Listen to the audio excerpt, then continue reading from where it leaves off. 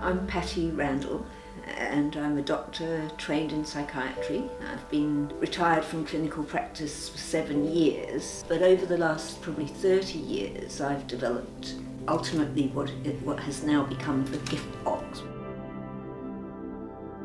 And this is developed as a kind of integration of my personal lived experience, extreme states that I've endured, which is quite unusual for a doctor to have extreme states. Another word for these extreme states is psychosis. So I have experienced psychosis, recovered from psychosis, and learned from my lived experience about how to manage that. I also worked in a context with people with enduring mental health issues. We developed a way of working with people to support recovery, mental health and well-being in a very person-centred way to help people actually have a life worth living, even in the context of having those serious diagnoses. In the gift box there are a series of conceptual tools and actual physical tools. In any relationship you've got to have trust in it, and often what goes wrong in our lives is we, right from even preconception, stuff can happen. We can develop a kind of mistrust, and often that leads to extreme outcomes in our lives. So what we're trying to do in any mental health context is build that bridge of trust between ourselves and the other person. This is my story, so I've got my own experiences, I have my own attitudes and values and beliefs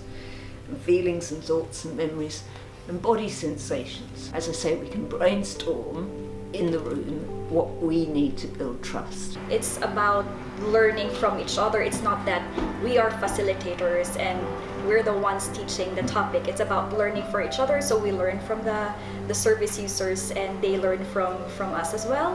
This is the feelometer. It's used at the beginning and the end of every session. So 0 is the worst we've ever felt, I've ever felt, you've ever felt, and 100 is the best we've ever felt. And this can be used as a talking stick. So I might say at the moment I'm probably about 60%. Hopefully by the end of it I'm going to be feeling up here, but I'm not quite there. I would start every session including myself and then getting the person I'm working with to do this in the groups everyone uses. We're all on this journey of recovery, and it's a play on words of this word recovery. We get conceived and we get born and stuff happens to us. We're both resilient and vulnerable. We have some resilience and vulnerability, and we need our vulnerability, we need our resilience. When stuff happens to us that's variably traumatic, we will recover the same old ground in our attempts to recover from that stuff that's happened to us, and we can get caught in vicious cycles. The people who we see in mental health services, we see people who are caught in vicious cycles, for whom these extreme states are getting worse and worse and worse. In this framework, if we see each crisis situation as an opportunity to actually increase our strengths and resilience and decrease our vulnerability, we can help create what we're calling victorious cycles, so that the thing can continue on and on and on. That's the framework that we're using, a conceptual framework, which I haven't come across anyone who's been unable to understand that. It's intuitively very accessible to people as a framework. It's very hope-inducing, as opposed to the spirit-breaking experience of getting caught in these vicious cycles where you end up with a diagnosis and a hopeless prognosis, and life just becomes worse and worse and worse. It enabled me to start understanding cycles in recovery in mental health, so it actually informed me first and foremost. We watch people that we work with understand where they're coming from and where they're going to. So that was the most exciting and is the most exciting part for me, is that the person or tangata whaiora that I'm working with is the person who is actually steering their own recovery journey. What we're trying to do is break down the cyclical recovery thing into the chain reactions of one thing leading to another, into that vicious cycle and victorious cycles. And this is changes in our body sensations, our feelings, our thoughts and our actions, and they kind of interact with each other. That's actually pretty hard to figure out. The way we came to the cards was somebody brought back a few cards which were based on this CBT model.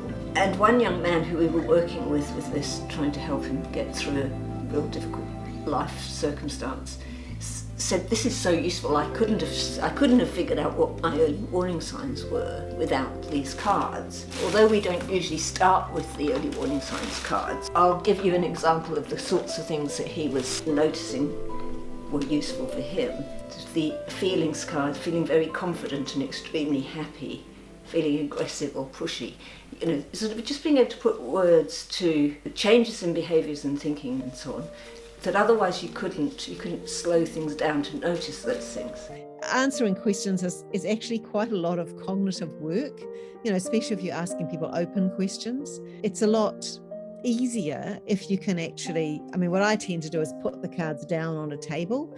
I put some, not all of them at once, but put some cards down on a table and invite the person to look at the cards, see which ones apply to them. It's just a much easier cognitive task. It's a less intense interpersonal task because, again, we're both looking at the cards on the table rather than, eyeball to eyeball looking at each other. And it means the person doesn't have to generate an answer. You might actually be able to say, oh yeah, actually I was like that. And it's like, okay, yeah, those things did happen to me. I don't have to feel ashamed of that. That's something that happens to people under these circumstances. So working one-to-one with somebody, it allows things to be unspoken if there's too much shame or whakama about saying something like risk behaviours, for example. We can still talk about that difficult topics using the cards. In a group setting, it also means that people can keep things to themselves. They can write it down in their workbook without having to share things with the group in particular.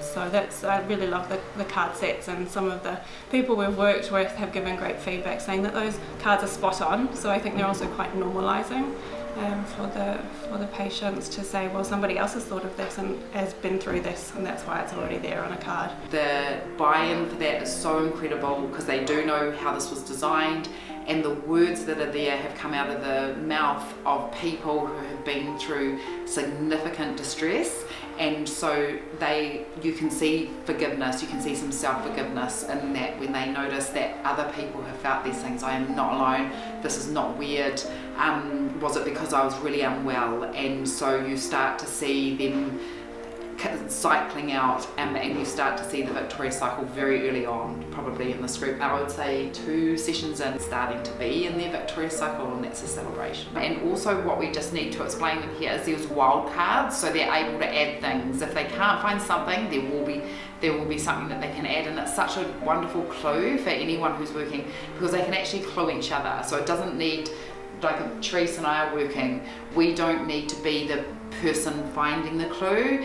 It may be somebody else in the group may just pick up a wild card and it says, can you think of anything else relevant for you? And that means that even if they can't in the moment, somebody else probably can. So he'd found this very useful, and he very intuitively said, we need more cards. We need more cards to figure out the whole of what we're like in life. So we got together with this group of young people, figured out what we're like when we're at our best.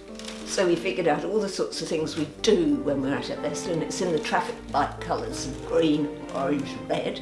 So green for go, orange for caution, red for stop. So people can look, and we spread them all over the place. I'm sitting by Therese, and if I was working with Therese and she couldn't find a card, she just sat and couldn't do anything, I would be able to, and this is true, she may not know this, but what I would look at and say, Therese, I see you as gentle. So you're able to do that in the group, so you see sharing that becomes organic. So that's what makes these cards just wonderful. They're not for individuals just to be able to pick up. Using it as an intervention, we can say, hey, we know that you can cook really well. So they start understanding, and then we watch confidence rise, don't we, with the cards, because then they'll start picking through and go, I can do this, or I can do that. As the listener, you might say, well, what music do you like to listen to? How do you feel when you listen to that music? And we might even put some on and listen to it together and see how we feel, and use the philometer to see, does it actually help me feel better when I'm doing that? So it sort of helps to link lived experience together in a way that would be quite hard to access if you just pluck it out of the air. You know, when you feel low, positive things don't easily come to mind. You know, your mind tends to, just like a great cloud over it, like when you get a dark cloud on a sunny day, everything looks dark, and that can often happen to people. So they won't generate, it's much harder to generate ideas about good positive things about themselves. So but when they see an idea, they go, oh yeah, okay, maybe that is how I am at my best. It really supports having a little bit of lightness and a little positiveness, in the conversation in a very simple, straightforward way. I think it's the way it's laid out is so surprising how quickly you become vulnerable. Like it's within seconds, because it's all laid out in the cards and everything. You very quickly are talking about some issues that we had never come up in our relationship before, and to make it so safe was really beautiful. I had definitely my doubts about it in the beginning, because by working in mental health I'd never seen something quite like it. So you have all these theories and things that have been done in a certain way, and it's easy to be a little bit close-minded when you're in that world, but it was actually really fun, but useful, really useful. And super accessible as well, because it's the cards are laid out to be read by anyone. It's not tricky language, and that's the other thing that's really cool about it, that whether it's facilitated or not, you're kind of in it together. It's not the doctor and the patient. It's not like that. It's meant to be kind of everyone on an even playing field, and we're just opening up together, kind of thing. So the workbook, they kind of jot down all the outcomes of their conversation, and they can either write it themselves or you can write it for them. The workbook, it creates kind of a recovery plan at the end once we've worked through all the different topics.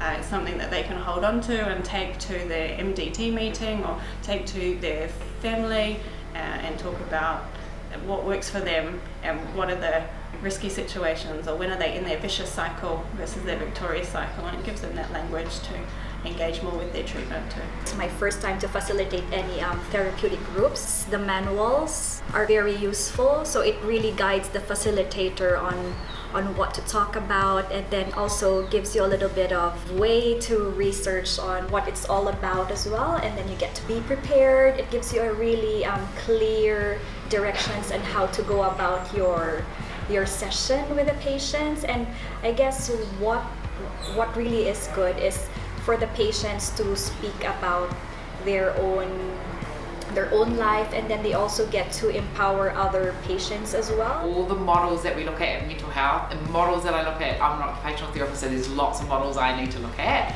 but this fits as a model. I can just bring it into my head very, very quickly. I can actually identify right in the moment, even if I'm not using the gift box, where somebody might be in their cycle. You shouldn't be waiting for somebody to be what we term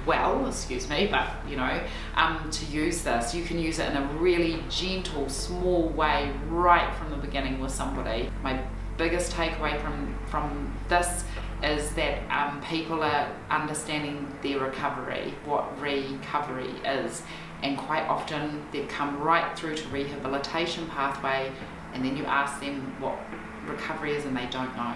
So they've not even known that they've been on their recovery journey. They didn't know what it was. No one told them, no one explained to them, and this gives you the tool. So as a clinician, I'd be using it straight away, and just be mentioning it, using little bits out of it until someone's confident to use it in sessions.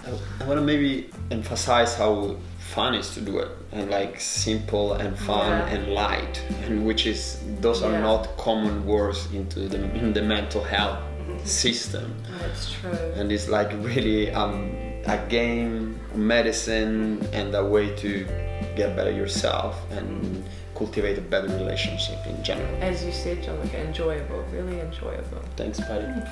Yeah. It's a gift. It's a gift box. Really user-friendly and easy to use. So, if you've got the manual, break it down, have a little bit of a read of a bit, have a go at implementing it. If you're a bit nervous about doing it, have a practice with a colleague.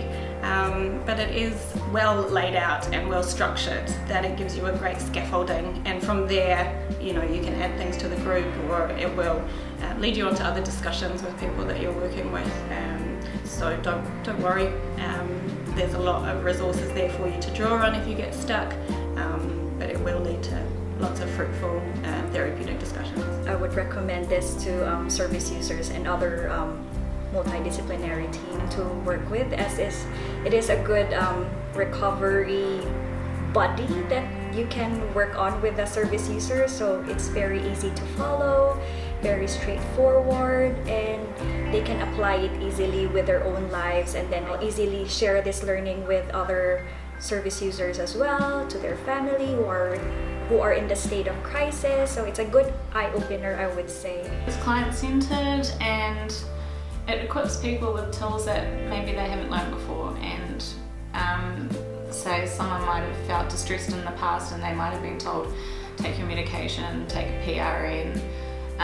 This will give them tools and to better know themselves and what works better for them that's not medical, and understanding your own triggers and your vulnerabilities and things that actually help you go through what things actually help you.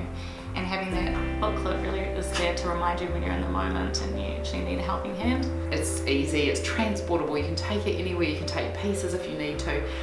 It makes people check in, it's got cues, and yeah, I wouldn't be without mine now. I just wouldn't be without it.